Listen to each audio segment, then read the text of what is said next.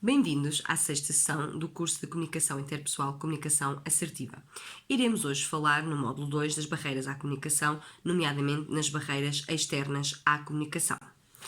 Como o próprio nome indica, estamos a falar das barreiras que identificam o contexto ou que são identificadas no contexto onde a formação decorre, ou seja, no contexto muitas vezes exterior, no contexto da empresa, no contexto da nossa casa, no contexto das atividades lúdicas. Aqui nós podemos identificar barreiras como, por exemplo, o ruído que existe à volta da situação, a distância entre os interlocutores que vai fazer com que nós não consigamos emitir uma mensagem e fazer com que o outro ouça, porque estamos muito distantes. A própria temperatura no local vai influenciar. Porquê? Porque as pessoas que estiverem expostas a temperaturas mais elevadas estão menos receptivas e menos atentas a ouvir aquilo que é dito. A questão da iluminação, quando nós estamos num local onde estamos a ouvir, por exemplo, uma preleção, ou mesmo no próprio cinema, um exemplo crítico disso, quando nós estamos no cinema, estamos a meia luz, estamos quase no escuro. O que acontece é que, se o filme não for interessante, se nós não estivermos a conseguir captar a mensagem do filme, muitas vezes o que acontece é que adormecemos. Mesmo em nossa casa isso acontece. Isso é uma barreira externa à comunicação e é uma barreira que vai influenciar o processo de comunicação. Uma outra questão que pode existir é as avarias nos equipamentos que utilizamos para efetuar essa comunicação.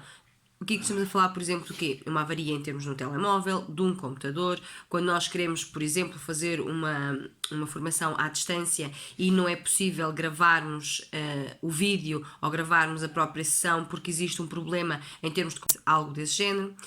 O que é importante nós percebermos? Estas são as barreiras que são mais fáceis de identificar. São aquelas que acontecem mais vezes e são aquelas que em algumas situações até não damos tanta importância, porque achamos que elas são facilmente derrubadas. Contudo, esquecemos de o fazer.